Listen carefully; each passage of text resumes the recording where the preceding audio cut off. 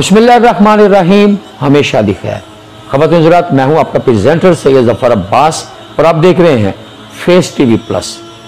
ख़वातीन हज़रात, आज की वीडियो इंतहाई सोच के फ़िक्र अंगेज वीडियो समझ लीजिए, ताकि मैं चाहता हूं कि इस वीडियो को देखकर मुझे आपके कमेंट्स चाहिए।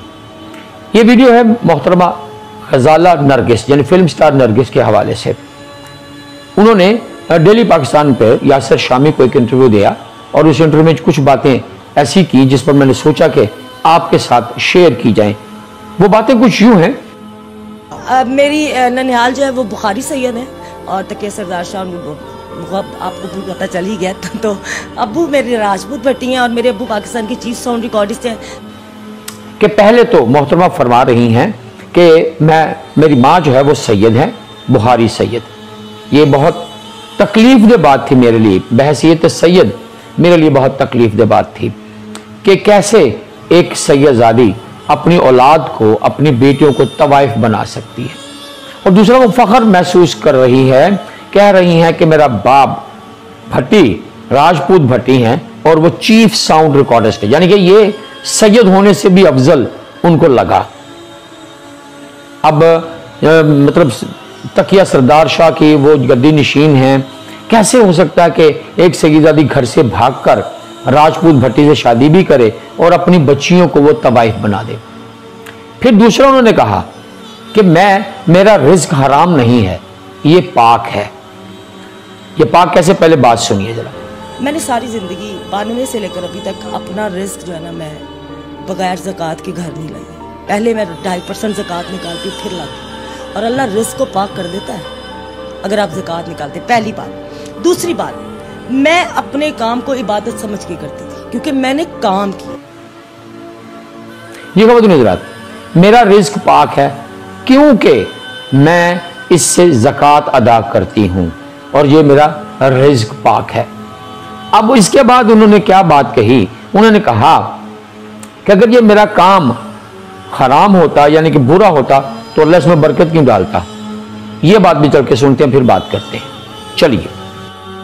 तो ये रक्स की कमाई से अगर आपने किसी यतीम मस्कीन बच्ची के सर पर दस्ते शफ़क़त रख दिया, तो मैं ये कमेंट सेक्शन में आप सब लोगों से भी रिक्वेस्ट करूंगा कि आप बताएं कि इसका क्या मामला होगा और आप इसको ज़ाती तौर पर कैसे देखती हैं। देखिए, अगर अल्लाह को नापसंद होता ना कि मैं किसी यतीम का या किसी का घर बसा रही हूँ उन पैसों से, तो फिर अल्लाह मेरा रिज़्क ही बंद कर देता। वो तो अल्लाह है, उन्होंने तो कुन कहना है, कुन फयकुन हो जाना, तो वो बंद कर देता। तो वो तो बढ़ा ही जा रहा था क्योंकि मेरी फुप्पो, चाचे, मामू, उनकी औलादें एक इंजन 40 डिब्बे लेकर चल रहा था। उसके साथ हमारे फनकार, हम लोग, मेरी क्या औकात है। तो अल्लाह पता नहीं उनके नसीब का मुझे दे रहा था। अगर मेरी आदत होती थी थिएटर के आखिरी दिन मैंने 2 लाख 2.5 लाख वहाँ बांट कर आना है, तो आप यकीन करिए जैसे जैसे मैं उसकी रकम बढ़ाती जाती थी मेरी पेमेंट बढ़ती जाती थी। मैं 1 लाख से शुरू होकर, तो आपको पता है मैं 50 लाख तक गई हूँ 16 दिन में। और मैं इंटरनेशनल शोज का, मैं उस जमाने में मैं फॉरेन करेंसी में डील करती थी, पर डे लेती थी और मेरा 1 करोड़ 1.5 करोड़ का एक शो होता था। जी ख़वातीन हज़रात, यानी कि वो ये भी कह रही हैं कि मेरे काम में अल्लाह ने बरकत डाली। वो कुन फयकुन के मालिक हैं, वो मेरे काम को रोक देते अगर बुरा होता तो। ये काम बहुत अच्छा था, ये बहुत ज़बरदस्त था, इसलिए उन्होंने बरकत डाली। तो अगर आप ज़कात अदा करके अपने काम को हलाल समझ रही हैं, आपके काम में जो आपका सरमाया है जो कमा रही हैं वो पाक है, साफ है, तो फिर इस बात का क्या मतलब बनता है जो मैं आपको दिखाने और सुनाने लगूं। पहले ये देखिए फिर बात करते हैं। इसका बड़ा सुकून देखिए, उधर अगर हम कमा रहे थे या इस तरह अल्लाह के रास्ते पे भी लगा रहे थे, उसमें दिली सुकून नहीं था। एक दिली सुकून होता है ना, जो आपको ज़हनी और क़ल्बी सुकून मिलता है। आप तो अरबों रुपए कमा रही थी और एकदम छोड़ छाड़ दिया सब कुछ, तो फिर ये तो एक फाइनेंशियल लॉस भी है। नहीं क्यों, ये तो दुनिया पे रह जाना है, तो करेंसी ये वहाँ तो नहीं काम आए। मैं वहाँ अकाउंट खोलना चाहती हूँ, मुझे वहाँ की करेंसी चाहिए, मैं वहाँ की करेंसी इकट्ठी कर रही हूँ, ये तो रद्दी है, ये कहाँ जाना है। ये गुजरात। अब वो मोहतरमा फरमा रही हैं कि जो मैं पहले रिस्क कमा रही थी उसमें दिली सुकून नहीं था, रूहानी सुकून नहीं था। यानी कि अगर रिज्क पाक नहीं था तो फिर भी, यानी आप ये सोचिए ना कि अगर रिज्क पाक नहीं तो ये सुकून नहीं, अगर रिज्क पाक था तो रूहानी सुकून तो होना चाहिए था। अब आप इसका ये बयान सुनते हैं मोहतरमा का, इन्होंने फिर क्या कहा। नहीं आ रही थी, हालांकि मैं 22 साल से दुरूद ताज जुबानी पढ़ती हूँ माशाल्लाह से, ऐतनामा मुझे जुबानी याद है। ये ख़वातीन हज़रात, यानी कि 1999 से ये नमाजें पढ़ रही हैं, उम्रे कर रही हैं, हज कर रही हैं, सब कुछ है। 22 साल से ये दरूद ताज और मुख्तलिफ दरूद पढ़ रही हैं, यानी कि इतनी नेक पाक खातून जो इतनी इबादत भी किए जा रही हैं और साथ साथ लोगों के घर भी जा रही। यानी कि जब ये थिएटर पे होती थी तो ये कहा करती थी कि जो लोग करोड़पति आता है उसको मैं फकीर बना के घर भेज देती हूँ। मैं तो बड़े फकीर बना के घर भेज दिए, यानी कि लोगों के घरों को तबाह किया उन्होंने। और अगर ये इतनी नेक पाक है, अल्लाह की मंजूर नज़र हैं, तो सोचिए ख़वातीन हज़रात, इनका अपना घर कभी क्यों नहीं बसा। मोहतरमा ने पता नहीं कितनी शादियां कर ली। अब 3 महीने पहले ही इनकी छितरौल हुई और जिनके जो हस्बैंड थे उन्होंने इनको खूब मारा पीटा और मार पीट कर मोहतरमा को सुजा दिया।